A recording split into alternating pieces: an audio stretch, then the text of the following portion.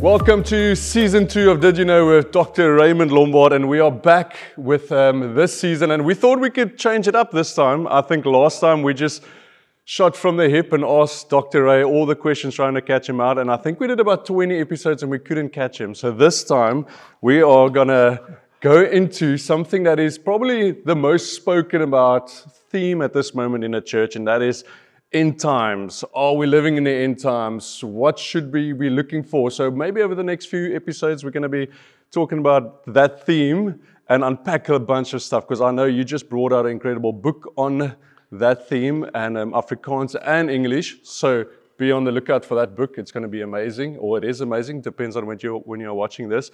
But today, we're going to get straight into it. Are you guys ready?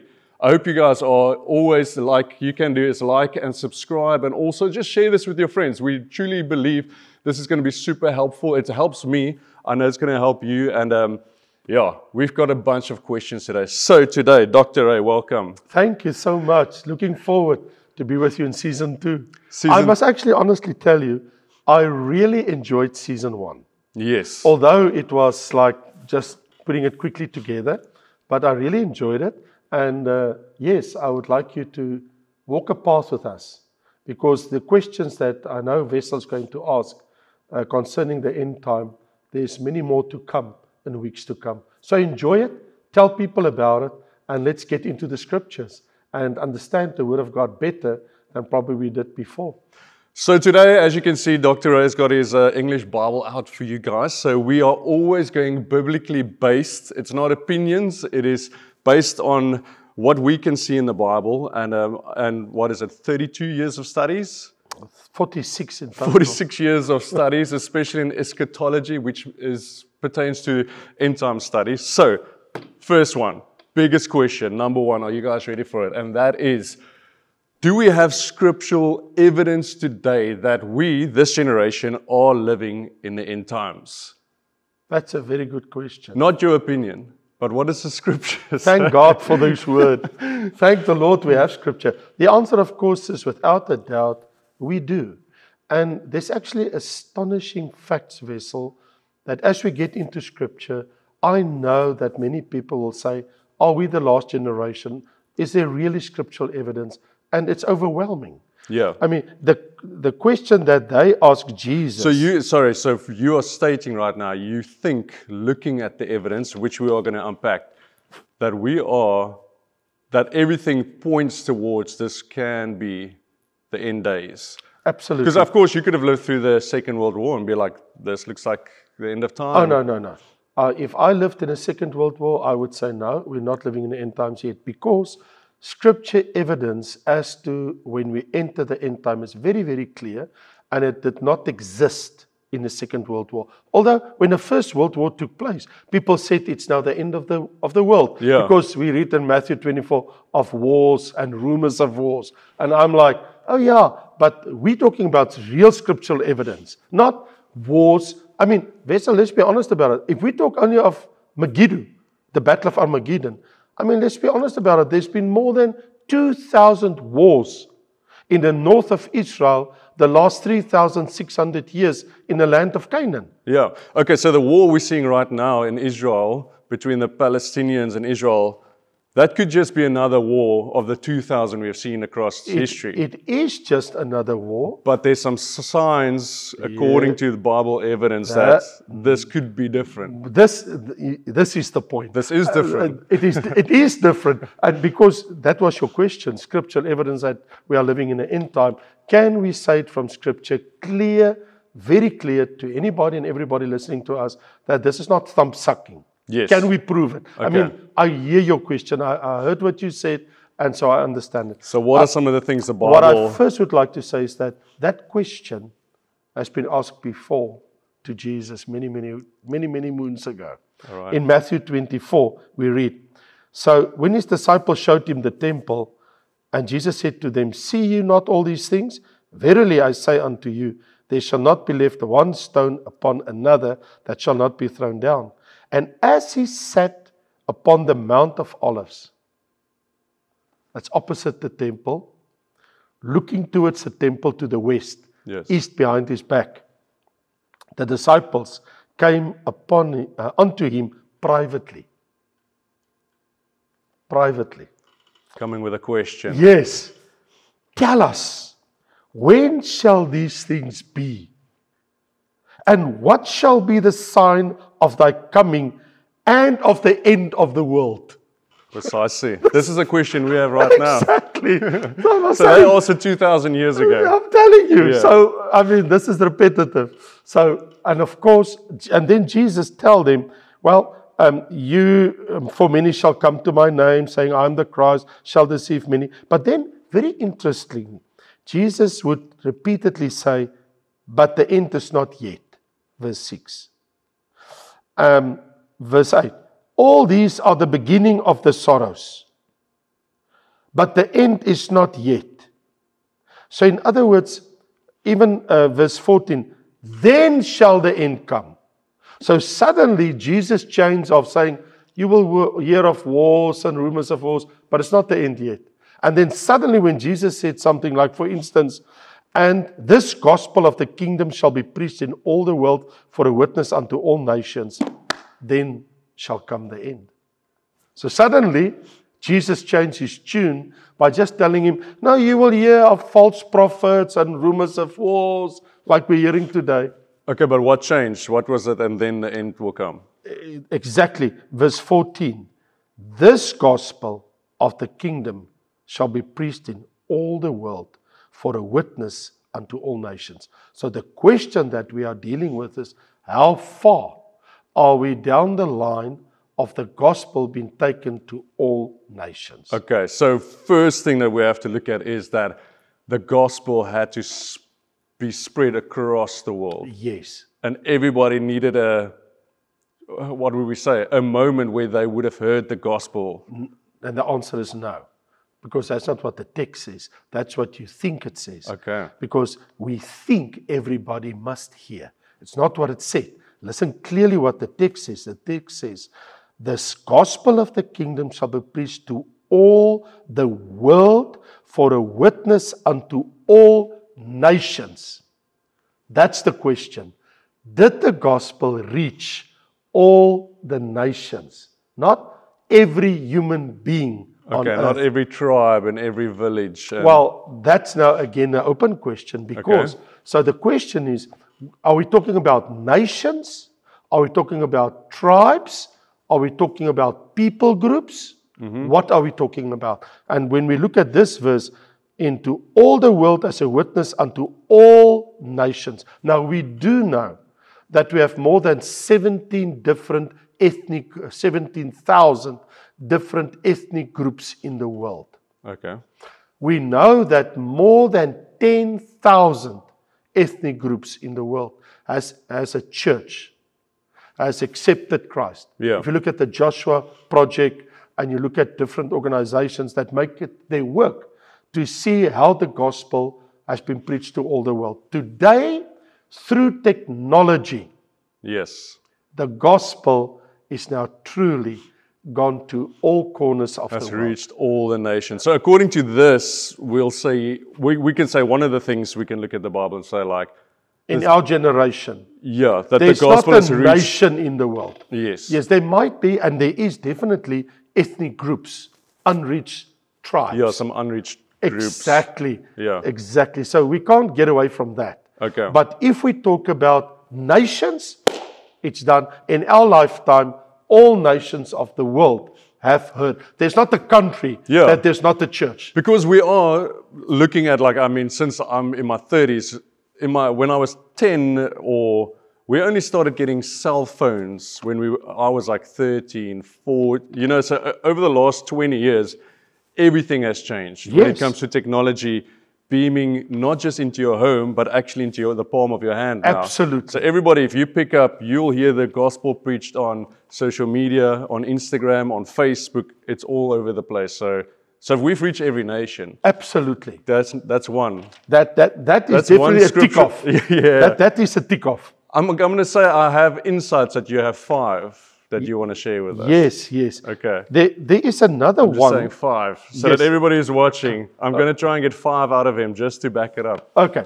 So if we can do it in one episode. All right. So, okay. there's many scriptures that the Lord says in the Old Testament, my people will return back to the land of Israel at the end of the days. Yes. In Daniel, Isaiah, Jeremiah, Ezekiel, there's many, many scriptures that, and I mean, we all know it, that Israel will return to their land in the end time. Yes. So now we have a question.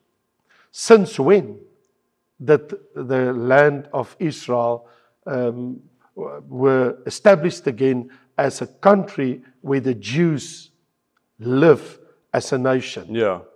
Because they were not a nation for what? I'm going to lie and say 1,000 years or whatever. Nearly 2,000. 2,000 years. And the last, 50 years they've been... So to be exactly 78 years. 78 years. They Exactly are 78 years. seen as a nation again. Well, they were established in 1948 on the 14th of May. Ben-Gurion, which was then the prime minister, declared Israel to be a nation back in the country. Now, this has come about because after the First World War, the Jews felt during the First World War just in the 1900s, between 1910 and 1917, they felt that they are at the short end of the stick and they want to go back to their nation. So the Balfour Declaration from Britain opened the door, and it was said by Rothschild that it is possible now that the nations will allow Israel to go back to their country. Yes. But things had first to develop. So in 1923, 1924, there was another decision made. They can truly return back to their country. Well, it truly happened before the eyes of the world on the 14th of May, 1948. The flag was raised. They start singing their songs, and Israel was back in the country, but not in charge of Jerusalem, but as a nation back in the country. And at that day, there were approximately between 500 to, according to figures, anything between 500 and 600,000 Jews, which is just over 500,000 Jews, that were that very day in the land of Israel when it was declared Israel are back in their country.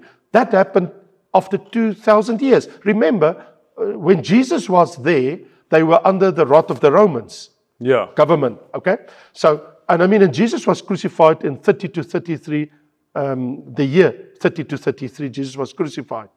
Well, 40 years later, according to Matthew 24, where I've just read just now, it was Jesus said, Jerusalem will be destroyed, the temple will be destroyed, and you will be dispersed over all the world. Well, it happened in 70 after Christ. So since 70 after Christ, until 1948, the Jews did not have a homeland. Yeah. And now once again, we're looking at biblical evidence that Jews have started to move back to Israel. Well, they are at the moment more than touching 7 million. There we go. 7 million, which means half of all the living Jews on planet Earth currently are back in their land. Because remember, when Jesus comes back, he can't come back to Israel and there's no Israel. Yeah, there's no Jewish people there. So there wasn't Jewish people until 70 years ago. Yeah. 78 years ago. Amazing. What is that scripture we're looking at? The Jews has to start coming back to... Right through the Old Testament. And I would like to share, and maybe what we can do is sit down and read through all those scriptures that the Jews will return to their land. Yeah.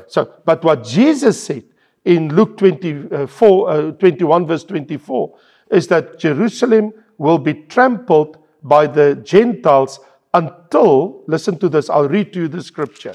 That's just now, in particular, Luke 21 verse 24. And they shall fall by the edge of the sword, and they shall be led captive into all nations, and Jerusalem shall be trodden down by the Gentiles until the times of the Gentiles be fulfilled.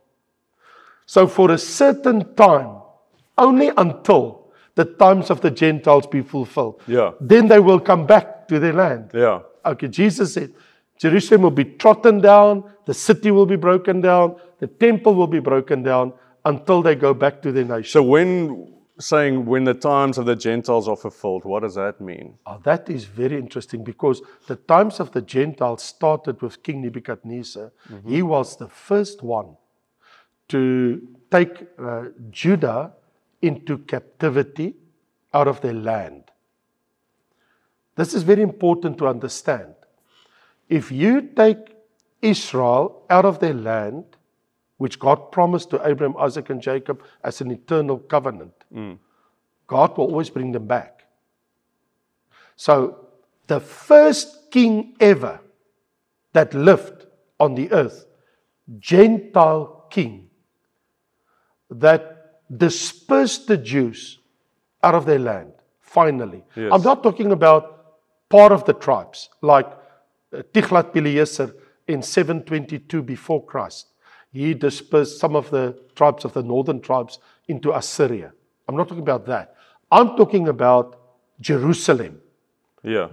Destroy the temple, destroy Jerusalem, the holy city, destroy the place of God, and take the king tribe Judah finally out of their land, which means the Jews have left their land. Yeah. The one that did that was King Nebuchadnezzar. Okay. And he did that in the year 587 before Christ, which rounded off. They actually started in the year 604. Daniel and his friends, they were already taken 604 before Christ. So a few years after that, like 15 years and so on after that, the rest of Judah was taken in captivity, and finally Jerusalem was destroyed. So what we are dealing with is the times of the Gentiles. It is Gentile rule over Israel. Started in 2600, in the year 600 before Christ. For us, it's 2,600 years ago. Yeah. Now, following King Nebuchadnezzar, which continued his work, was Medo-Persia. And the one that to follow them was Greece. And the one to follow them was the Romans. So Jesus was born when the Romans... Under Roman rule. Under Roman rule. Yeah. But the interesting thing, Wessel, and this is important to understand, is that where the others took the Jews out of their country, they were allowed to come back, but then Roman rule was an imperial rule, which means you can be in your country, but we appoint the leaders that will answer to us. Yeah. So you had Pontius Pilate, the governor, and the King Herod, and everybody under Roman rule, Yeah. responsible to pay taxes to Rome. Yeah. You can stay in your country now, but we are in charge of your country, and you pay taxes. And Jesus was born in that time. Yes. So now the question still is, when did it start? The Gentile, the times of the Gentiles start with King Nebuchadnezzar. Okay. When will it end? When the last king comes, the Antichrist. It haven't stopped yet. All right. So it didn't stop now that Israel is a nation again and they have their own, prime minister. That's why they have to fight with Hamas, with Hezbollah, Okay. with the Houthis, Yeah. with Iran, with all the Gentile nations still tramping Israel. All right. Because although it's like in the Roman time, you're back in your nation, Yeah. but you can't do what you want. Okay. So that's not done yet. So the times of the Gentiles will come to fulfillment at The rapture will intervene by taking the church away, Okay. and the time of the Gentiles will still continue for 7 years. All right. So if you ask me, So it's actually only the day Jesus sets his foot on earth again. then it stops. Why? Because that very day in Revelation chapter 19, Jesus will take the Antichrist and false prophet and alive, make sure they be cast into hell. All right. So maybe the question should be asked, who was the first Gentile ruler ever over Israel? The answer is very clear from the Bible, King Nebuchadnezzar. And the question should be, and who's the last? Yeah. And the answer will be the Antichrist. All right. So we live as a church age in the times of the Gentiles. Yes. So now you can understand, Wessel, when you understand this, you can understand why Israel is always in trouble. Like, even when they went back into their nation in 1948, Immediately, the same day when they declared themselves to be a nation, war broke out where Syria attacked them simultaneously with Egypt attacked them. So the tanks was rolling in, 2,000 tanks coming around the peninsula from Egypt, from Luxor, from Alexandria. The Egyptians came with 2,000 tanks to the land of Israel to take them out. They don't have pilots. They have trained pilots, but no airplanes. So they quickly flew with the airplane to Europe, borrowed 5 planes. The Americans give them airplanes so that they can fly back these Jews with their airplanes and bomb the tanks. And so you would find kibbutzes. I was there at Ashkelon. I looked at it. The tanks are even there to this day. I even was in Golan Heights where I saw the tanks of that war and the 1967 war. You must remember, every few years there's been a war. Since 1948, 1972 war, 1967 war, the Yom Kippur war. I mean, even now with Hamas and Iran that want to take them out. So they're back in their country without peace. Yeah. And their last war is going to be Armageddon. Ah, you got it. And that's going to be... So here is the thing. What has this to do with scripture that we're living in the end times? Yeah. Tell me. My answer is very simple. The fact that Israel is back in their nation rings a bell that the church age is coming to a close and the times of the Gentiles is soon coming to a close. Okay. So that Israel can take their rightful place for the 1,000-year reign of Christ in their nation. All the promises of the Old Testament of the Messianic rule, the kingdom rule of Jesus Christ, King of the Jews, back in the country because they crucified him. Yeah. So his kingdom has been postponed. His kingdom rule in our hearts, but his physical kingdom does not rule on earth. Yeah. So where is his physical rule, like the Romans and like the Babylonians and the Greeks and the Medo-Persians? There is no rule because Jesus has went back to heaven. Yeah. So he can only come back when the last king appear of the time of the Gentiles. So the prophecies from Daniel and the prophecies from the book of Revelation take us into that time frame. But here's the interesting thing. Don't run away. Listen to this. So every time a war breaks out in the world today, the Jews flew back to the nation. Take, for instance, Putin, that has started a war in Crimea and then moved into now Donetsk and other places in the Ukraine. Yeah. Well, did you know, since the war broke out in Ukraine, the last 2 years, hundreds of thousands of Russian Jews has flee Ukraine and live today in their nation, Israel. Oh, really? Yes, sir. You must remember, people miss this. So even that war is accelerating people moving back to Israel. Exactly. Because the Jews don't want to go back. They have a good life in other countries. But God wants them back in their country. And they're like, oh no, we live the good life. We're happy where we are. And then all these things happen in the world in Europe. So the First World War and the Second World War actually caused them to go back to their nation. It cost a world war. The First World War, early 19th, and the Second World War, 1946, when it ended. They say, we want to go back to our country. Okay, so there's evidence that we are seeing Jews moving back to Israel because Jesus left as a servant and still needs to come back as a king and rule over the Jews. And when he comes and stands on the Mount of Olives, he is coming back to save his people from the battle of the armies of the Antichrist at Armageddon. Because there will be millions of them in Armageddon, in the Kidron Valley, between Mount of Olives and the city of Jerusalem, and in Petra, in Jordan, in the south of Jordan. So there will be 3 huge battles. So we've only touched now on 2. One is that the gospel goes to all the world. The second one that we've just talked about now is Israel. But I just want to wrap up just a few thoughts. Remember, so what is happening in the world, and God allows it, is that when wars break out in different places of the world, you will always find the Jews in those nations they are being persecuted. And their first thought is, we want to go back home. We want to go back to our country. So God is using even Putin without knowing it. He's even using him by creating a war and starting a war with the Ukraine to bring hundreds of thousands of Jews back to their own nation.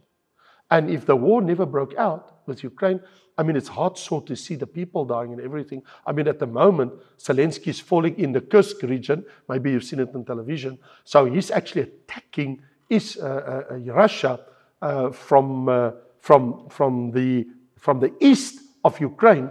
He's launching an attack into Russia at the moment. And I mean, more than 100,000 Russians had to flee now deeper into their own nation. So, I mean, it means Russia is going to attack Ukraine even harder, which will force more Jews going back to their own country. So the one thing that we realize is God is using wars and rumors of wars and all these things in the world to let his people go back. So what I want to say, in the West, a lot of Jews still live a good life. Even here with us in Cape Town.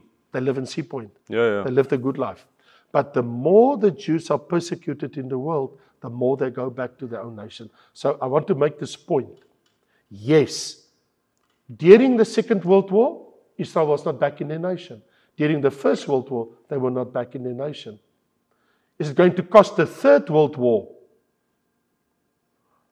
before the rapture and will make many of them flee back to their nation, which will start the 7-year tribulation? Because the 7-year tribulation that Daniel talked about can't take place until Israel is back in their nation. So I want to make a very, very clear point here.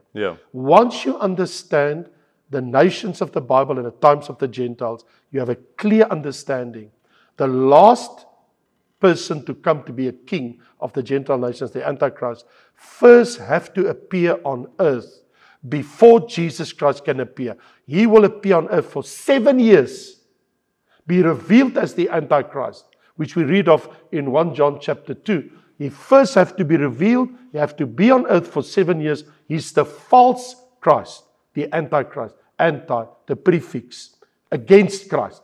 Before the true Christ can come, he will come. But remember, before the Antichrist appear, the church need to be taken away. So this places us in a very peculiar position now. Because Vessel, where's the temple that the Antichrist must sit in? Because the last king to come, the last Gentile king, the Bible prophesied in Matthew 24, Jesus himself, and then Paul in 2 Thessalonians chapter 2, and John in Revelation chapter 11. There will be a temple that has been rebuilt, because the Antichrist will, in the middle of the 7 year, sit in the temple. So we have to discuss that also. And there's a lot of other things about the end time. But you ask me, give me true biblical signs of that we are living in the end time.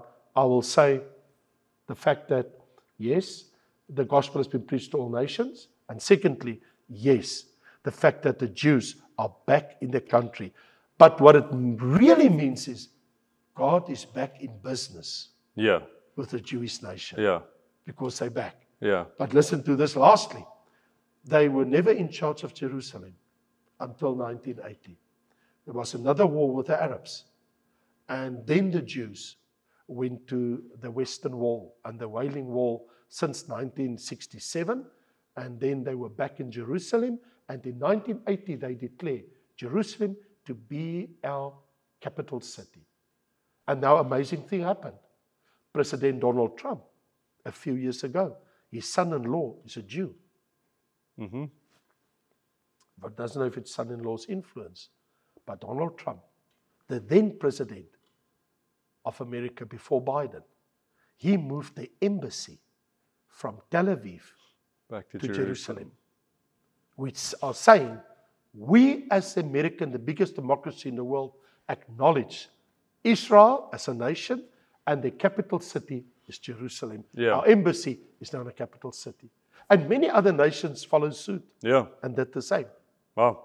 So we're seeing so when we say we are looking at evidence that we might be the last generation, we're seeing a real acceleration of everything that's biblical evidence for for what needs to happen. It wasn't there 100 years ago. Yeah, that's incredible. It wasn't there 200 years ago. Is that all of the, do you have a few more? Oh, yes, I have. But then you have to come back to the second So, episode. Yeah, well, the best is still to come. The best is still to come. Okay, so we got to 3 of them. 2. Only 2? Only okay, 2. Okay, so we got to 2. Yes. There's going to be a few more. So, everybody, we're going to cut it off here. Episode 1 of season 2. And we are going through the biblical evidence. You see, it's getting Dr. Ray very excited. Oh, so I'm getting excited. I can't we can wait go for to another share the hour, others. but we're gonna be done with this episode. Sure. Come back to episode 2. If you love this one, share it with your friends. Come back for episode 2 next week. It's coming out, the next one. And yeah, thank you. God bless. And any last words? Thank you. Please make sure that you get hold of the next program, because that is going to be interesting when I talk about the cashless society and the proof of all these things and the 666. I mean, this is things that we need to discuss, and this is coming up next time around. It's coming. Episode 2. See you there. Have a blessed day.